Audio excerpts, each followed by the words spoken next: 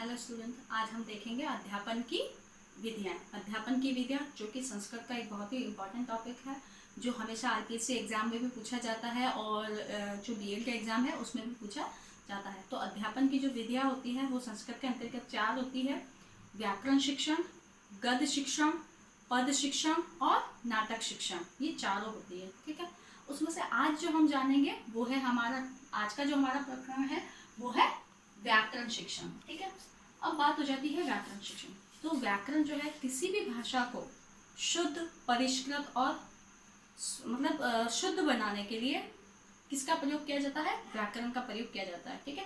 तो भाषा में व्याकरण का प्रयोग किया जाना ही क्या है कि भाषा को क्या करना है? शुद्ध और परिमार्जित बनाना है। मतलब भाषा को शुद्ध करने के लिए व्याकरण का प्रयोग किया जाता है। मतलब पूरी तरीके से शब्द पर क्या किया जाता है? उसका किसका अनुशासन रहता है? व्याकरण का ही अनुशासन रहता है। तो व्याकरण पर भाषा पर व्याकरण का अनुशासन कहा जाने के कारण ही जो व्याकरण है उसको क्या कहा जाता है? शब्द अनुशासन कहा जाता है, ठीक है। शब्दों पर जिसके द्वारा अनुशासन रखा जाता है उसे व्याकरण कहा जाता है। और इसी प्रकार से व्याकरण को हम ये कह सकते हैं कि जिस प्रकार से भाषा क्या है, भाषा हमारी जिस प्रकार से एक साध्य है, उसी तरीके से व्याकरण क्या है हमारा, उसको समझने का, उसको शुद्ध रूप और परिष्कृत रूप में जानने का जो है वो क्या है? एक साधन होता है। तो व्याकरण ही वो साधन है जिसके माध्यम से भाषा को शुद्ध और परिष्कृत रूप में हम पढ़ पाते हैं, ठीक है। इसी प्रकार से एक अंग्रेज विद्वान हुए जिनका नाम है डॉक्टर स्वीट ने कहा है कि व्याकरण को भाषा का व्यवहारिक विश्लेषण कहा है।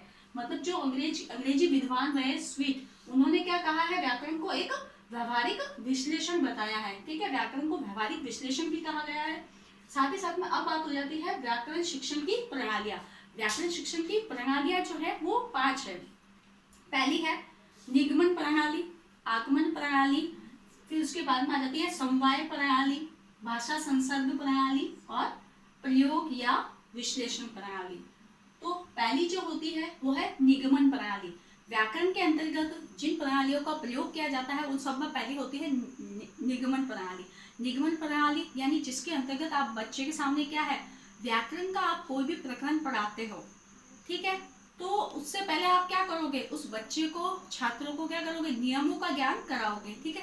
यानी कि आप अगर संधि पढ़ा रहे हो या समास पढ़ा रहे हो तो सबसे पहले आप उनकी नियमों की जानकारी दोगे। उसके बाद में उनके क्या करोगे? उदाहरण जो है वो बच्चों के सामने प्रस्तुत करोगे। फिर वो उदाहरण आपके द्वारा हल किए जाएंगे, मतलब उसका संश्लेषण और विश्लेषण किया जाएगा, ठीक है। पहले उनको जोड़ना और फिर बाद में उनको पहले उनको जोड़ना फिर बाद में उनको तोड़ना, यही संश्लेषण और विश्लेषण की प्रक्रिया है। ये सब चीजें सिखाओगे। तो ये जो चीजें होती है यानी पहले नियम प्रस्तुत करना, उसके बाद में उदाहरण देना, फिर उदाहरणों का संश्लेषण और विश्लेषण करना, इस माध्यम से पढ़ाया जाए तो वो किसके अंतर्गत आता है? निगमन प्रणाली के अंतर्गत आता है। फिर बात हो जाती है अपनी आगमन प्रणाली की।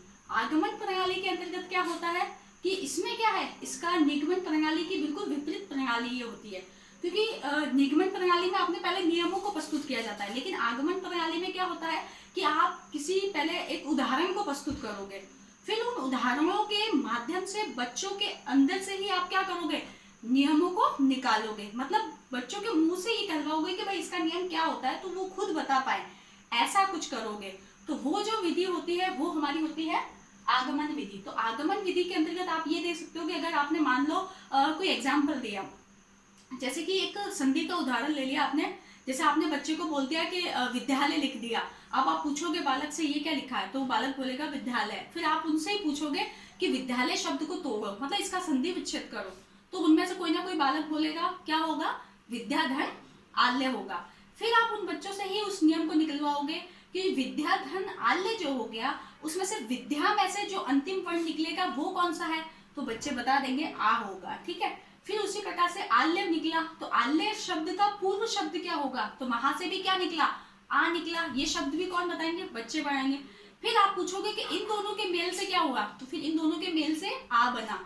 फिर आप पूछोगे कि ये किस संधि का सूत्र होता है, तो वो बच्चे में से कोई ना कोई बालक बोल ही देगा कि दीर्घ संधि का सूत्र होता है। फिर उसके बाद आप क्या करोगे? दीर्घ आपने क्या किया? उदाहरण प्रस्तुत करके उनसे वो नियम निकलवा दिया दीर्घ संधि का। उसके बाद में फिर आप उनको क्या करोगे? पूरे ही दीर्घ संधि के नियमों के बारे में समझाओगे, उनकी परिभाषा बताओगे, उसके बाद फिर उनको हल करने के लिए क्या दोगे, फिर से नए उदाहरण दोगे जिसे बच्चा क्या करेगा, हल करेगा। ठीक है, तो ये सारी चीजें जो किसके अंतर्गत आ जाती है, हमारी आगमन विधि के अंतर्गत आ जाती है। यानी इसमें सबसे पहले आपको उनको उदाहरण प्रस्तुत करना है।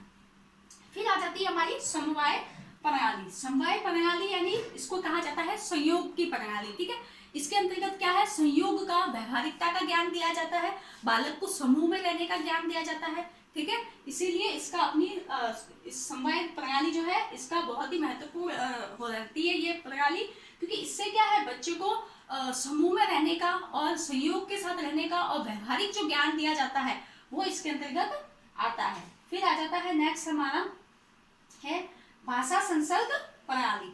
भाषा संसर्ग प्रणाली जो होती है इसके अंतर्गत सबसे ज्यादा अनुकरण पर बल दिया जाता है। इसके अंतर्गत ये होता है कि एक अध्यापक द्वारा क्या किया जाना चाहिए, आदर्श वाचन किया जाना चाहिए और बच्चों से क्या करवाना चाहिए, उसी का ही अनुकरण कराया जाना चाहिए। पूरी कक्षा में अधिक से अधिक अनुकरण वाचन कराकर किसी भी भाषा को क्या कराना है, सिखाना है उस, क्योंकि उनका ये कहना है कि जब अनुकरण किया जाएगा तभी क्या है, भाषा की जो अशुद्धियां होगी उच्चारण की वो एक शिक्षक को पता लग पाएगी और फिर क्या है, अच्छे से इसी ढंग से मतलब बच्चों के सुधार करके फिर भाषा को अच्छी तरीके से सिखाया जा सकेगा। इसीलिए पूरी कक्षा में अधिक से अधिक अध्यापक द्वारा क्या कराया जाना चाहिए, अनुकरण कराया जाना चाहिए। यही भाषा संसर्ग प्रणाली है।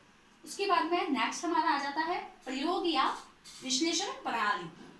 प्रयोग या विश्लेषण प्रणाली के अंतर्गत ये है कि किसी भी चीज का प्रयोग करके समझाना। मतलब एक अध्यापक द्वारा जो विषय वस्तु पढ़ाई जा रही है, ठीक है, जो भी प्रसंग पढ़ाया जा रहा है, जो भी गद्यांश पढ़ाया जा रहा है, उसको पढ़ाते समय एक अध्यापक को क्या करना चाहिए, किसी और घटना या किसी और विषय वस्तु को या कहानी को उससे संबंधित कर यानी उसका उदाहरण देते हुए अपनी विषय वस्तु को समझाना चाहिए, ताकि वो क्या करे, प्रयोग के माध्यम से अगर किसी और विषय वस्तु अपनी विषय वस्तु को किसी और घटना या कहानी से जोड़कर अगर वो पढ़ाएंगे तो वो क्या होगा, शिक्षण और प्रभावी होगा।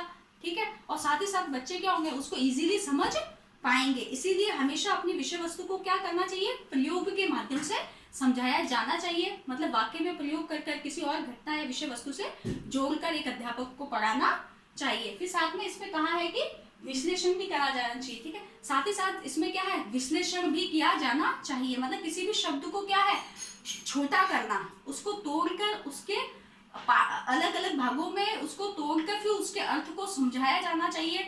यही व्याकरण का एक नियम है। ठीक है, क्योंकि क्या है, क्योंकि व्याकरण में हर जगह जो आप देखोगे, संधि पढ़ोगे, समास पढ़ोगे और किसी भी शब्द को पढ़ने के लिए क्या करोगे, सबसे पहले उसको तोड़ना पड़ता है। ठीक है, उसको अलग करना पड़ता है। बिना अलग किए आप उसका क्या सरल जो भाव निकलता है वो आप नहीं निकाल पाओगे। ठीक है, इसीलिए इसमें क्या है, प्रयोग या विश्लेषण प्रणाली, इसीलिए इसको कहा जाता है कि इसके अंतर्गत प्रयोग करके समझाना होता है। साथ ही साथ में किसी भी प्रसंग का क्या करना होता है, उसके अंतर्गत छिपे हर शब्द का क्या करना है, विश्लेषण करते हुए बालक को समझाया जाना चाहिए।